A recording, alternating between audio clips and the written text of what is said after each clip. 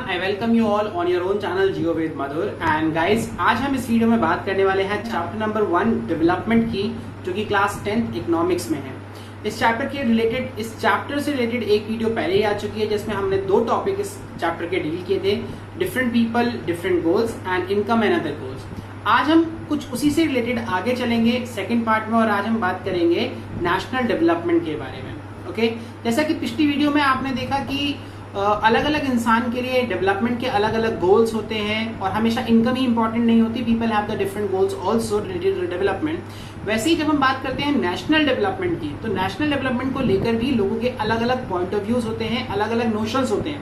If you ask from the different type of people about the national development, they will come up with the different kind of ideas and some of them can be the conflicting ideas also, okay, because for someone something is a development, किसी के लिए कोई चीज development है तो दूसरे के लिए वो डेवलपमेंट नहीं हो सकती है।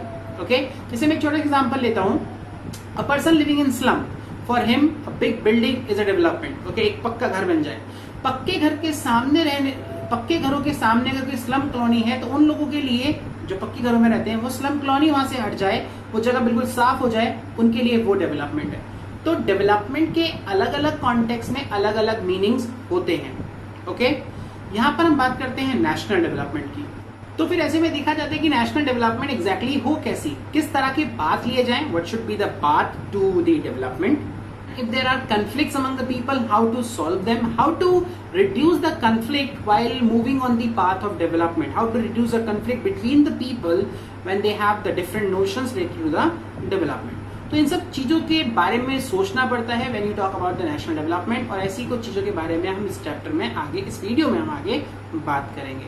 अब जैसे कि आपकी बुक में इसी चैप्टर के पेज नंबर 7 पर एक डायग्राम दिया गया है, एक पिक्चर दी गई है और साथ में ही एक और कहानी लिखी गई है अबाउट द आइवरी कोस्ट। वहां पर एक वेसल लगभग 500 टन टॉक्सिक वेस्ट एक सिटी के बाहर ओपन सी में डालता है, जिसकी वजह से कुछ दिनों बाद वहां से फ्यूम्स निकलती हैं and those fumes causes the diarrhoea, rashes, skin rashes,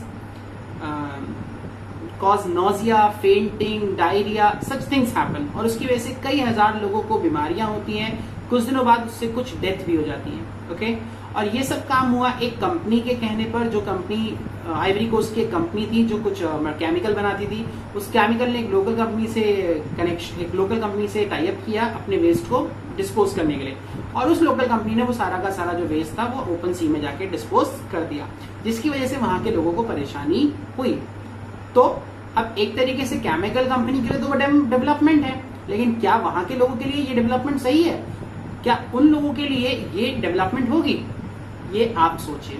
हम आगे बढ़ते हैं और बात करते हैं अगले टॉपिक की, एंड जो अगला टॉपिक है वो है how to compare different countries और states.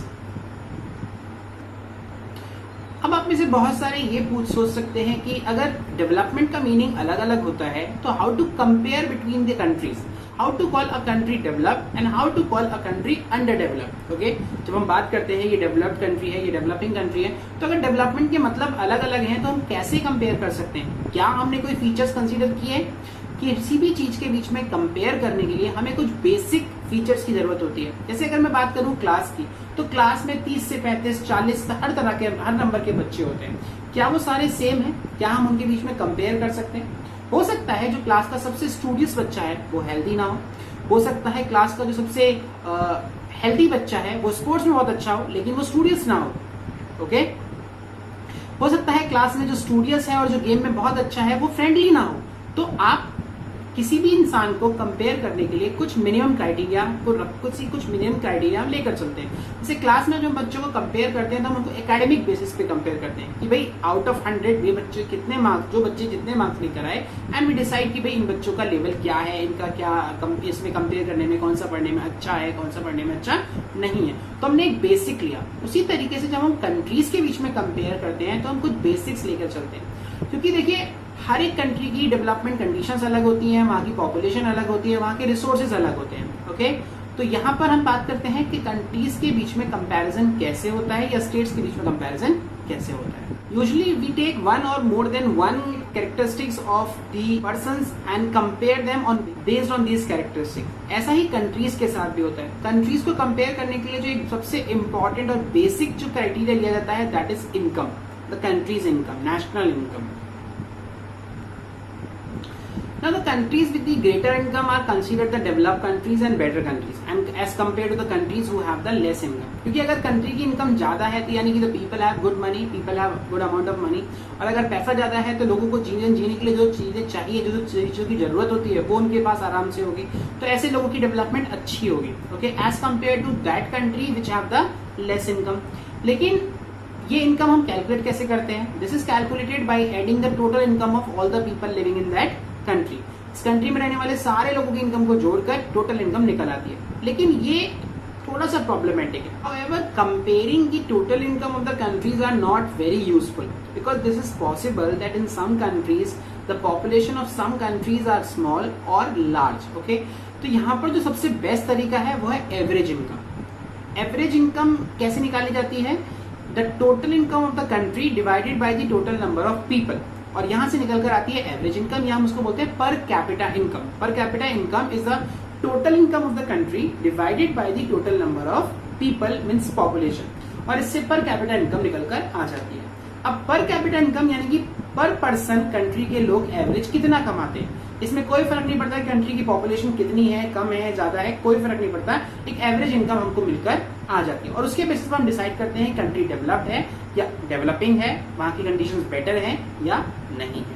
Okay, and as per the World Bank, there is a criteria to decide that which country is developed and which country is non-developed or developing. On the basis of average income, we can divide the countries in the rich countries or the poor countries. Like as per the World Bank, in 2017, the countries with the per capita income of $12,056 are called the rich countries, and the countries with less than $955 per annum are the poor countries. And India lies in between these two categories. We are in the low middle category because in India on an average $1820 is the per annum income of a per person. This is the average income of India. हम low middle income countries में count होते हैं. And maximum of the rich countries except some Middle East countries are the countries which are called the developed countries. Maximum of the rich countries are the developed countries, whereas maximum poor countries are developing countries. Still their economy, their people are developing because वहाँ पर income लोगों की बहुत ज़्यादा नहीं है. अब एक तरफ गए जैसे एवरेजेस जो होते हैं वो काफी यूजफुल होते हैं कंपैरिजन के लिए, लेकिन वहीं पर कुछ डिस्पैरिटीज भी इनसे हाइड हो जाती है, कुछ प्रॉब्लम्स ये हाइड कर देते हैं. जैसे कि आपके चैप्टर के पेज नंबर 9 पर एक डायग्राम दिया गया है और एक टेबल दी गई है. उस टेबल में दो कंट्रीज के एग्जाम्पल दिए गए हैं और दोनों कंट्रीज में लगभग मान लीजिए 5-5 सिटीजन्स हैं और उनकी एवरेज इनकम यहाँ पर दी गई है. ओके, एक बार जरा इस पर नजर मारिए. कंट्री ए में नंबर 1, नंबर 2, नंबर 3, नंबर 4 और नंबर 5 इन सबकी एवरेज इनकम लिखी हुई है और कंट्री बी की भी एवरेज इनकम सबकी लिखी हुई है. अब अगर आप में से किसी को मौका मिले रहने का तो आप में से आप कंट्री बी में रहना चाहेंगे, बट आपकी पोजीशन नंबर 5th होनी चाहिए अगर आपको 5th सिटीजन की कैटेगरी मिलती है. लेकिन अगर आपसे कहा जाए कि लॉटरी निकलेगी और लॉटरी के बेसिस पर डिसाइड होगा कि आप कौन सी कंट्री में रहेंगे, तो मुझे लगता है आप में से मैक्सिमम लोग कंट्री ए प्रेफर करेंगे, क्योंकि इन दोनों ही कंट्रीज की जब हम एवरेज निकालेंगे तो ऑलमोस्ट इक्वल निकलेगा. लेकिन अगर आप ध्यान से देखें तो कंट्री ए में इक्वालिटी है, ऑलमोस्ट हर इंसान के पास एवरेज पैसा बराबर आ रहा है, जबकि कंट्री बी के अंदर मैक्सिमम लोग गरीब हैं पर सिर्फ एक इंसान एक्सट्रीमली रिच है. तो अगर हम टोटल एवरेज निकालेंगे तो ये टोटल जो मनी है, टोटल जो इनकम है, इसको 5 से डिवाइड करेंगे तो दोनों का एवरेज ऑलमोस्ट सेम आएगा. लेकिन जब हम क्लोजली देखेंगे तो कंट्री ए के लोग ज्यादा खुश होंगे क्योंकि उनके पास सबके पास इक्वल इनकम है, जबकि कंट्री बी के जो लोग हैं उनकी इनकम इक्वल नहीं है. ओके, तो एवरेज जहां हमें दिखाता है काफी अच्छी चीज है, वहीं पर वो कुछ छुपा भी देता है. दूसरी तरफ एक बार जरा ये डायग्राम देखिए. Country with no rich and no poor. जिस कंट्री में कोई भी रिच नहीं है, कोई भी पुअर नहीं है, सब बराबर है, सबको बैठने के लिए सीट मिल रही है, मतलब इक्वल अपॉर्चुनिटीज मिल रही है. ओके, दूसरी तरफ country with rich and poor. यहाँ देखिए एक इंसान के पास ज्यादा रिसोर्सेज हैं, ज्यादा अपॉर्चुनिटीज हैं, जबकि ज्यादातर लोगों के पास काफी कम अपॉर्चुनिटीज और काफी कम रिसोर्सेज हैं. तो this is how the averages work.